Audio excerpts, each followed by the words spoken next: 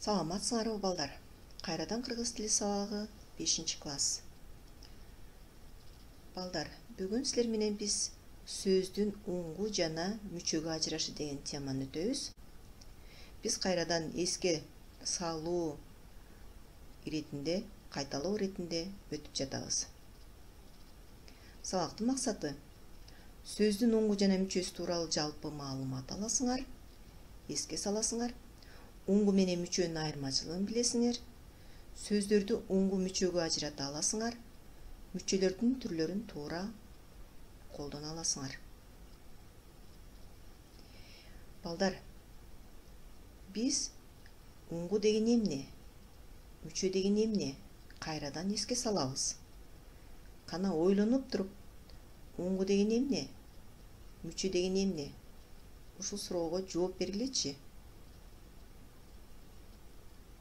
Эгер силер суроого жооп берген болсоңор, кайрадан чогуу эске салабыз. Уңгу жана мүчө бул сөздүн курамын түзөт. Башкача айтканда, сөздүн курамы уңгу жана мүчөдөн турат. Ал эми уңгу деген эмне? Уңгу бул сөздү маани берип турган эң кичине бөлүгү. Ал эми мүчө деген эмне? Мүчө өз алдынча турганда эч кандай лексикалык маанини билдирбеген, уңгуга уланган сөздүн кичинекей бөлүгү. Ал эми уңгунун өзүнө тиешелүү кандай өзгөчөлүктөрү бар? Анда токтолобуз. Уңгу өз алдынча туруп бир маанини билдирет. Башка сөздөрдүн жасалышына негиз болот. Тыбыштык жактан өзгөрүүгө учурабайт. Демек, уңгу өз алдынча турганда лексикалык маанини туюндура алат.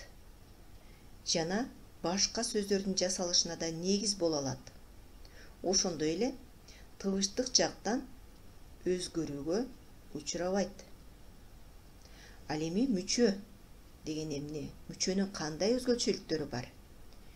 Мүчө өз алдынча турганда эч кандай лексикалык маанини туюндура албайт. Уңгунун аягындагы үндүү үнсүз тыбышка карата өзгөрөт. Уңгуга уланганда гана лексикалык мааниге ээ болот. Демек, балдар, мүчө деген бул өз алдынча турганда эч кандай маанини билдирбейт. Уңгуга уланганда гана лексикалык маанини туюндура алат. Ошондой эле уңгунун аягындагы үндүү үнсүз тыбышка карата өзгөрөт. Биз мүчөгө кененирээк токтололу. Мүчөнүн кандай түрлөрү бар? Мүчөнүн сөз жасоочу жана сөз өзгөртүүчү мүчө деген түрлөрү бар. Сөз жасоочу мүчө бул жаңы сөз жасоо мүмкүнчүлүгүнө ээ. Ал эми сөз өзгөртүүчү мүчө бул жаңы сөз жасай албайт. Ал болгону сөздүн формасын гана өзгөртөт. Сөз жасоочу мүчөгө төмөндөгүдөй мүчөлөр кирет. Ла, чы, ма, чыл, кана, поз, кер, а, лан, лаш, лык, лу, сыз, дай, кана жана башка. Ал эми сөз өзгөртүүчү мүчөлөргө жөндөмө, жаа, таандык, көптүктү билдирүүчү сан мүчөлөрү кирет. Гал, лар, ны, да, ныкы, гы, сы, сың, ыбыз деген мүчөлөр жана башка көптөгөн дагы мүчөлөр бар. Биз кыскартып гана бердик. Ушул мүчөлөр кирет экен, балдар. Эми мисал келтирели. Сөз жасоочу мүчө кандай жасалат? Мисалы, башчы, иште, суучул, басма, оймок, балалуу, жардамдаш, үйдөй. Өзүңөр байкагандай бул жерде сөз жасоочу мүчөлөр чы, ла, чыл, ма, мак, лу, лаш, дай деген мүчөлөр болду. Эми бул алгачкы формасындагы мүчөлөр өзгөрүп кетти. Эмне үчүн? Биз жогоруда айткандай, уңгудагы үндүү үнсүз тыбышка карата өзгөрөт. Мисалы, бул жерде ла деген сөз жасоочу мүчө те деп өзгөрүп кетти. Эмне үчүн? Анткени өзүнөн мурдагы ш үнсүз тыбышынын негизинде л жумшак тыбыш каткалаңдашып, каткалаң т тыбышына өтүп кетти. Төмөндөгүлөр да ошол сыяктуу үндүү тыбышка да карата өзгөрөт. Мисалы, мак деген сөз жазуучунун алгачкы формасы өзгөрүп мок болуп калды. Эмне үчүн? Анткени уңгудагы о эринчил о тыбышынын негизинде эринсиз а тыбышы эриндешип эринчил о тыбышына өтүп кетти. Эми балдар, сөз жасоочу мүчөлөр эмне үчүн сөздүн маанисин өзгөртөт?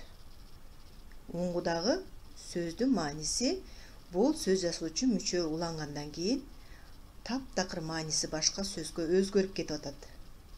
Аны биз төмөндөгүдөй түшүндүрөбүз. Бул жерде башчы, баш уңгусу, ч бул сөз жасоочу мүчө.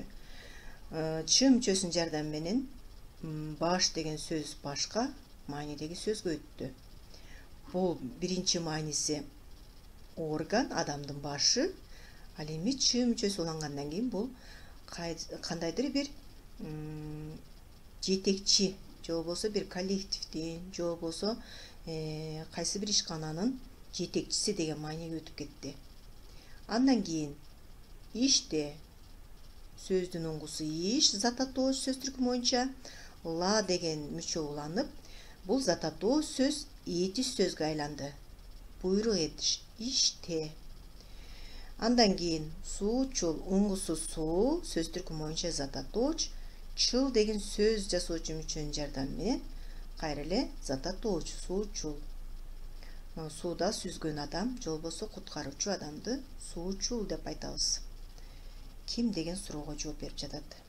Андан кийин басма, уңгусу баас сөз түркүмү боюнча этиш, ма деген сөз жасоочу мүчөнүн жардамы менен эмне деген суроого жооп берип, зат атоо сөзгө айланып кетти.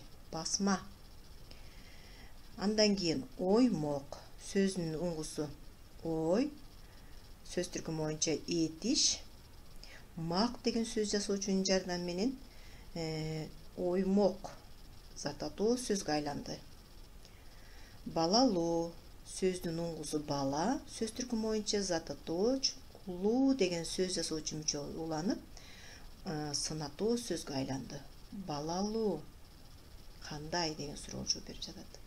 Жардамдаш сөздүн уңгусу жардам, сөз түркүмү боюнча зат атооч, абстракттуу зат атооч, лаш деген сөз жасоочу мүчө уланып, этиш сөзгө айланды. Жардамдаш. Андан кийин үйдөй уңгусу үй зат атооч, дай деген сөз жасоочу мүчө уланып, сын атоо сөзгө айланды. Демек балдар, байкадыңарбы? Бул жерде алгачкы маанисин таптакыр башка мааниге өткөрүп жаткан сөз жасоочу мүчөлөр менен силер тааныштыңар. Ал эми сөз өзгөртүүчү мүчөлөргө токтололу.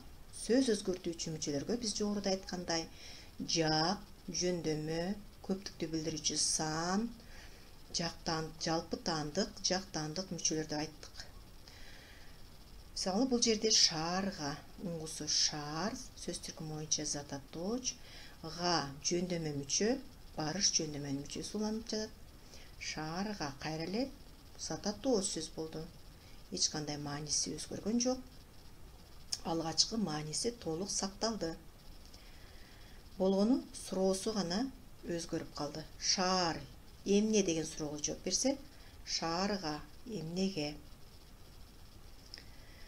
Баланы уңгусу бала, сөз түркүмү боюнча зат атооч, н жөндөмө мүчө, жөндөмө мүчөнүн ичинен табыш жөндөмөнүн мүчөсү. Ким? Бала. Кимди? Баланы. Эч кандай мааниси өзгөргөн жок. Атасы, уңгусу ата, с бул үчүнчү жактын жак мүчөсү, жактаандык мүчөсү. Эмнеси? Же болбосо кимиси? Анын атасы. Адамсың, уңгусу адам, ким деген суроого жооп берет. Сен адамсың, жак мүчө.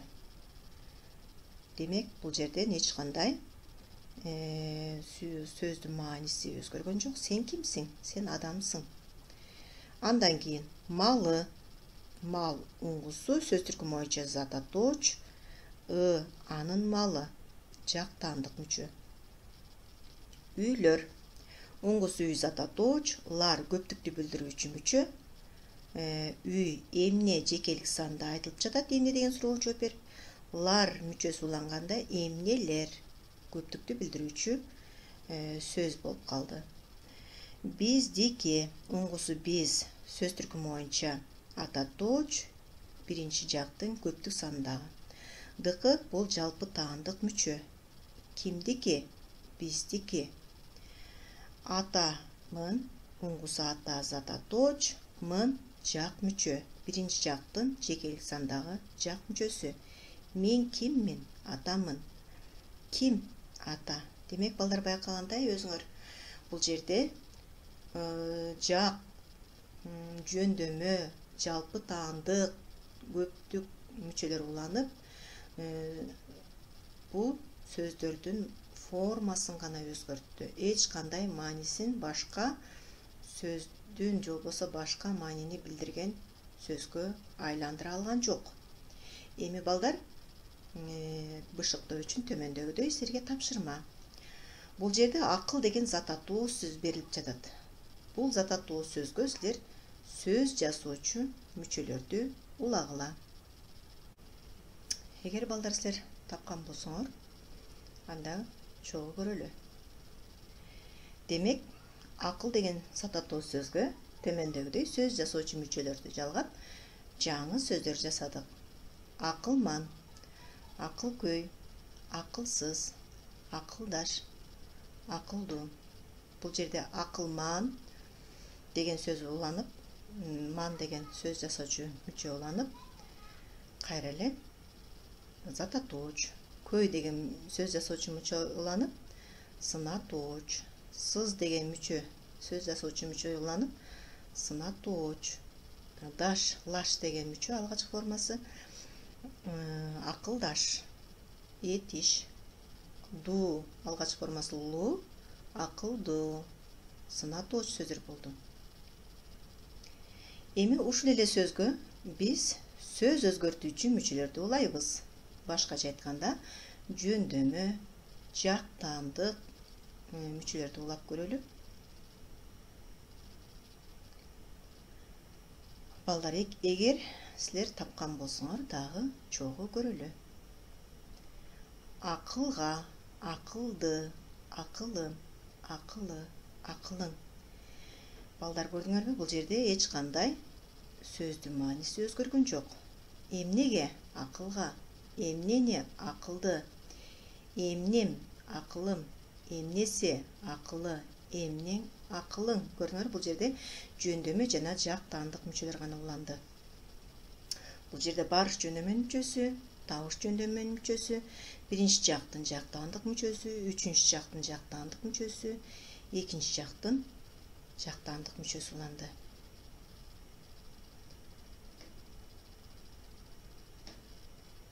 Эми балдар, биз сабагыбызды жыйынтыктайлы. Биз бүгүн сөздүн курамы боюнча түшүнүк алдык, уңгу жана мүчөнү айырмалап билдик, мүчөнүн түрлөрү боюнча да түшүнүк алдык.